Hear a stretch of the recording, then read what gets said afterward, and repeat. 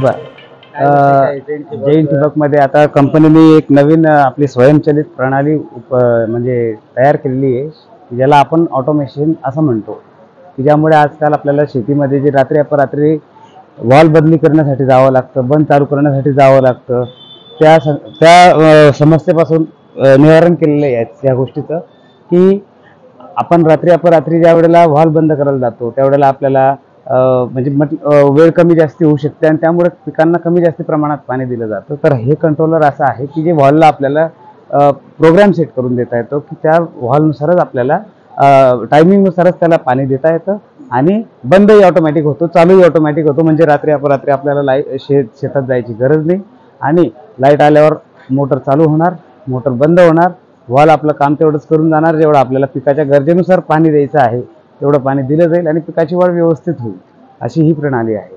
हे इन्स्ट्रुमेंट आहे का ते? हे इन्स्ट्रुमेंट आहे, हे कंट्रोलर आहे, हे इंडिकेटर पॅनल्स आहेत आणि हे ऑन ऑफचे स्विच आहेत. हे एक मिनी मॉडेल म्हणून आपण आणलेलं आहे. ज्या वेळेला याला कसली जोडणी करावी लागेल? म्हणजे याला इलेक्ट्रिकची जोडणी करावी लागेल आणि एक अशा प्रकारचा व्हॉल्व असतो ज्याला आपण सोलेनॉइड व्हॉल्व म्हणतो. सर्वसाधारणपणे हा पाण्यात जरी राहिला तरी याला काहीच होत नाही. हो. आणि याला मग हे दिलेलं आहे का? हे वायरिंग कनेक्शन दिलेलं आहे. ह्या कंट्रोलरला आपण त्याला जोडणी करून देतो प्रॉपर पद्धतीने, की जेणेकरून आपल्याला तो व्हॉल्व व्यवस्थित ऑपरेट करता येईल. आणि तशी आम्ही सगळ्या गोष्टींची व्यवस्था करून देतो. इन्स्टॉलेशन मोबाईलने कनेक्ट सुद्धा करता येते. हो, मोबाईलने सुद्धा कनेक्ट करता येते. लाईट नसेल तर काय ऑप्शन? लाईट असेल तेव्हाच. पण हे कसं, लाईट असताना आपण ज्या वेळेला प्रोग्राम सेट करतो तर त्यानंतर तुम्हाला जेव्हाही कधी आपल्याला त्याची गरज पडणार आहे, लाईट आल्यावर तुम्हाला पुन्हा त्याच्या ठिकाणी जाऊन काही काम करायची गरज नाही. ते ऑटोमॅटिक ते व्हॉल्व चालू करणार, पाणी दिलं जाईल आणि ऑटोमॅटिक बंद होईल. किंमत जर साधारणपणे आपण बघायला गेले तर हा एक व्हॉल्व जो आहे तो 7,500 रुपयाला असतो. 2.5 इंची हे कंट्रोलर आहे. यामध्ये हे ऑफलाईन कंट्रोलर आहे, हे 30,000 पर्यंत आहे. आपण जर अँड्रॉइड बेस्ड कंट्रोलर घेतलं, जर मोबाईलवरून ऑपरेट करायचं आहे आपल्याला, हे जर कंट्रोलर आपण घेतलं तर आपल्याला ते कंट्रोलर साधारणपणे 54,000 ते 55,000 रुपयेपर्यंत येतं. त्यानंतर 20,000 ते 25,000 रुपये आपल्याला इतर इलेक्ट्रिकल पॅनलचा खर्च लागतो, ज्याच्यामध्ये इंडिकेटर्स, ट्रान्सफॉर्मर, स्टॅबिलायझर असे सगळे प्रकारचा खर्च असतो. तर साधारणपणे 10 एकरची जर सिस्टीम आपण करायचं म्हटलं तर आपल्याला 1.25 लाख ते 1.5 लाखापर्यंत खर्च लागतो. याचं मग किती वर्षापर्यंत हे व्यवस्थित चालू शकतं? हे लाईफ लॉंग आहे. एकदा खर्च केल्यानंतर हे लाईफ लॉंग आहे. याला पुन्हा पुन्हा तुम्हाला खर्च करायचं, मेंटेनन्स करायची काहीही आवश्यकता नाही. प्रोग्राम अगदी सोप्या पद्धतीने सेट केला जातो आणि त्याच्यात आपण खताचं सुद्धा नियोजन केलेलं आहे, जे इथे न्यूट्रिकेअर म्हणून दाखवलं गेलेलं आहे. हे जे न्यूट्रिकेअर म्हणून दाखवलं गेलेलं आहे, यात आपण खत आणि पाणी दोघांचं आपण नियोजन करतो आणि त्याला खत देतो.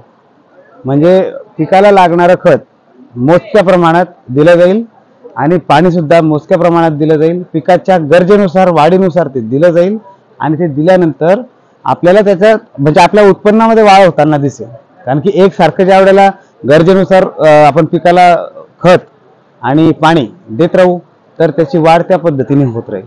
कमी जास्ती प्रमाण होणार नाही आणि गरजेनुसार होईल तर स्वाभाविक आहे, शेतकऱ्याला त्याचा फायदा होणारच आहे. आणि ऑटोमायझेशनमध्ये मी गॅरंटीने सांगतो की खताचा खर्च जो आहे तो अंदाजित 50% वाचून जातो. कारण की गरजेनुसारच आपण देणार आहेत खत, त्यामुळे आपण कॅल्क्युलेट करून खत विकत घेऊ.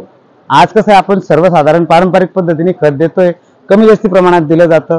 कुठल्या झाडाला कमी, कुठल्या झाडाला जास्त प्रमाणात दिलं जातं, त्याच्या वाढीमध्ये त्याचा फरक जाणवतो. ऑटोमायझेशनमध्ये आपल्याला तो सगळ्यात मोठा बेनिफिट आहे. मजूर कमी लागतात, जवळपास मजूर लागतच नाहीत. कारण की याच्यात आपण सगळं दिलेलं आहे की स्वयंचलित यंत्रणा म्हणजे आपल्या शेतातील सिंचन यंत्रणा पूर्णतः माणसाशिवाय अथवा गरजेपुरता मानवी हस्तक्षेपाचा वापर करून चालवणे. गरजेपुरता, बरोबर. म्हणजे हे काम तुम्ही स्वतः एकटे सुद्धा करू शकता. ज्या वेळेला आपण खतं आणतो, मिक्स करतो, ढासळतो, परत ते देण्यासाठी माणसं लावतो, तो मजुरीचा खर्च वगैरे, हा जर सगळा खर्च तुम्ही बघितला जो वर्षभरात तुम्ही करता तर तो खर्च आपला याच्यामध्ये खूप, म्हणजे त्या खर्चापुढे हे खर्च काहीच नाही. याला फक्त ते द्रवरूप खतच लागतील ना, वॉटर सोल्युबल, तेच खत लागतात.